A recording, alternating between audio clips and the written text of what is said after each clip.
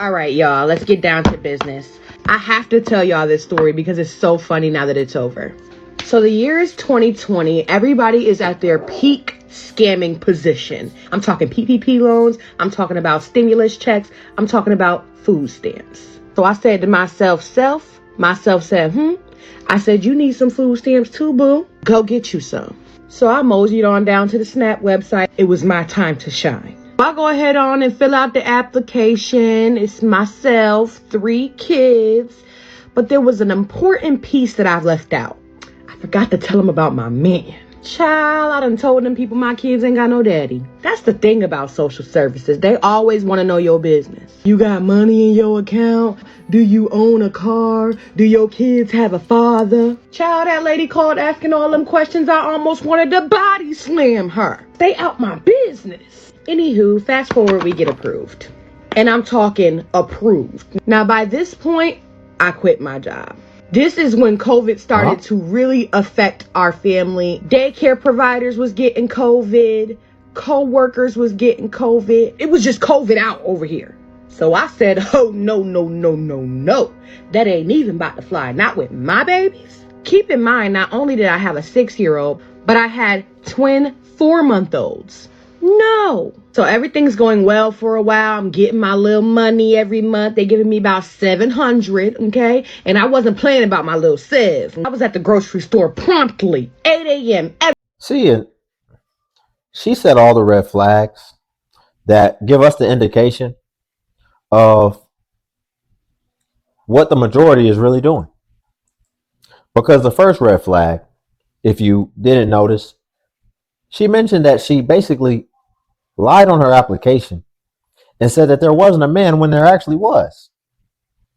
And the second red flag is, what do we talk about? A lot of times, people will work less than they possibly can in order to stay within the threshold and be able to capitalize on more benefits.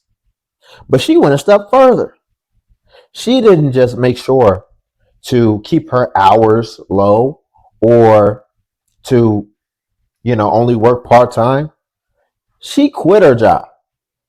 So let's stick on that for a second, because really think about how wild it is to apply for government assistance, which the underlying thing that really contributes to you being able to get it is what you're ultimately saying is that you're not going to make it.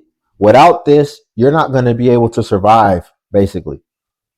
But you apply for it and then you quit your job. You didn't get fired. You quit your job. So you quit the thing that was actually bringing in money.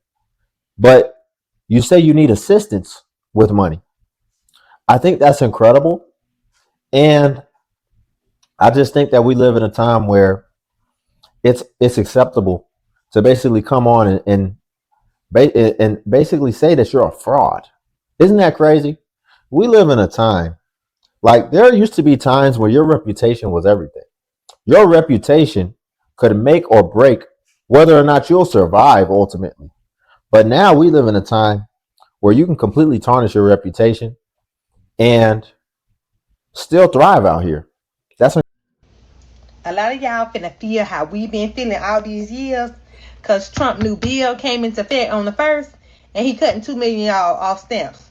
Now mind y'all, when y'all started acting funny with us and didn't want to, sell your yamps, we let y'all live.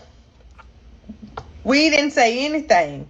When people started acting funny with me, I was like, okay, I chalked up to the chin. I just had to balance my money and redo my budget. I couldn't buy the things I wanted to buy. Now y'all finna feel how we feel. We don't want y'all get on here crying, asking for no CAs, because we been doing this for years. Y'all have fun at the grocery store, because we gonna be looking at y'all when y'all be in the line and y'all be asking us, do you got? No, we don't got a thing. I need her to stop putting herself over on the other side with the we and us, because what she's already admitted is that she also participated in the fraud. And really, the underlying reason that she's even upset about it, which in my opinion, she's hating.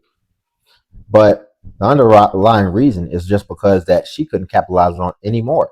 So for whatever the reason, she said they start acting funny and they wouldn't sell her the yamps anymore.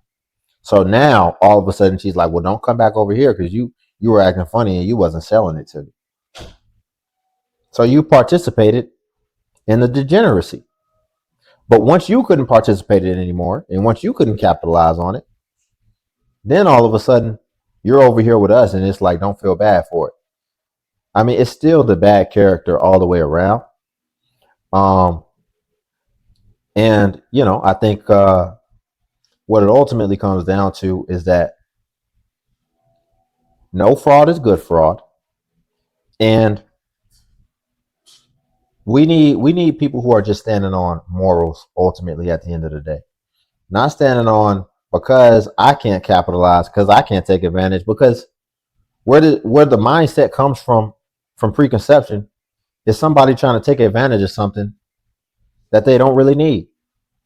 And in my opinion, you helped facilitate that and you enabled it. So, don't don't take up, what do they call it? Don't virtue signal now, because really that just makes you look really bad. That puts you in a really bad light. If all of a sudden now you're like happy for people's downfall, just because of your own self-centered reason. How about you just stand on what's right because it's right and not because of the personal implications to yourself? Rethink your choices. Learn your lesson. The next time you need me, I ain't gonna be there. Okay? Trump has cut my food stamps from $2,800 down to $350. I know this dude is joking. Hold on. I know this dude got to be joking right here. This has to be a parody. Okay? Trump has cut my food stamps from $2,800 down to $350. Now, what am I supposed to do? Huh? So, I literally just got this piece of mail today saying that I'm gonna be honest, y'all.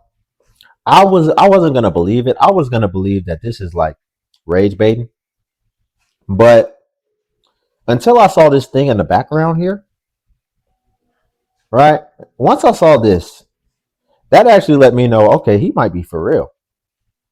Why do I say that? Because that looked like he stayed with his parents or his grandma or something. This doesn't look like. Does this look like a domain that he would decorate? Like, does this look like something that he would decorate his home with? I just can't see that. So maybe he really is a bum, and he's staying with his granny or something. And through doing that and basically just not working, maybe he was able to get that amount of food stamps. Let's hear him out. due to new policy changes from the Trump administration, all this shit, whatever, that all these cuts and whatever he's doing over there.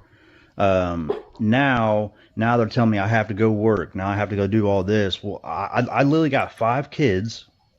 Okay, I'm trying to sit here and spend time with them. I'm not trying to go work, 50, 60 hours a week so I can pay bills. I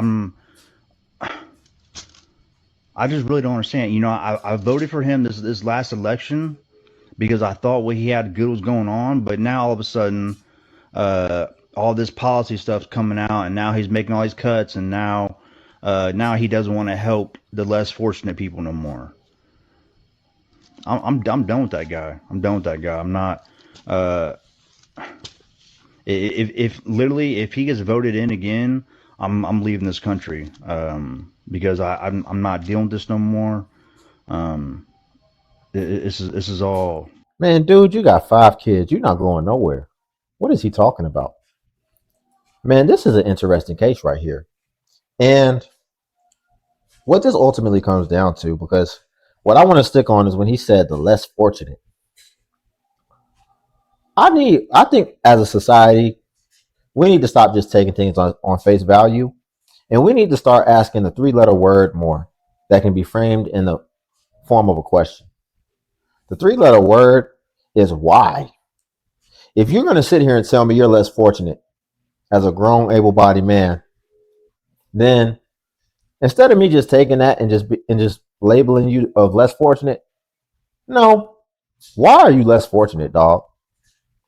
And then I think what we will find as we continue to peel back the layers is that the reason that you classify yourself as less fortunate is because, Ninja, who told you to have 5 kids that you couldn't take care of living with your grandma?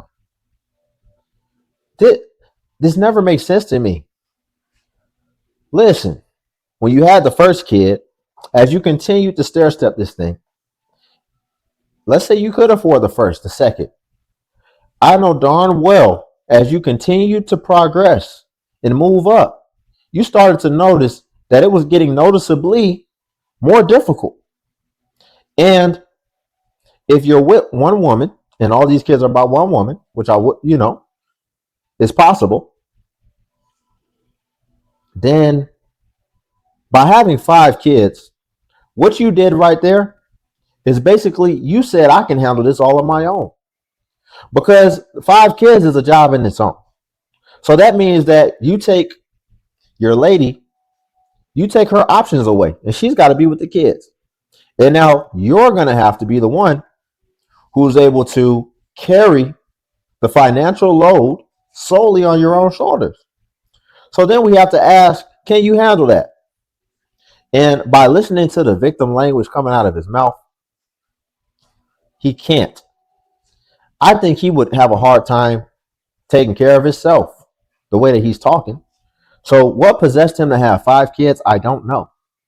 But it appears to me he doesn't have a leadership bone in his body, because with leadership comes vision and comes discernment. And what that ultimately pans back to is decision making. And his decision making skills are cooked. So let's leave it there for the day, y'all. Like the video. Also subscribe if you want to join Limitless Legion. Cash App link below if you want to tip the channel. Buy your boy iced coffee. And also feel free to join the Patreon where I post self-improvement content. Until then, I'll catch you in the next video.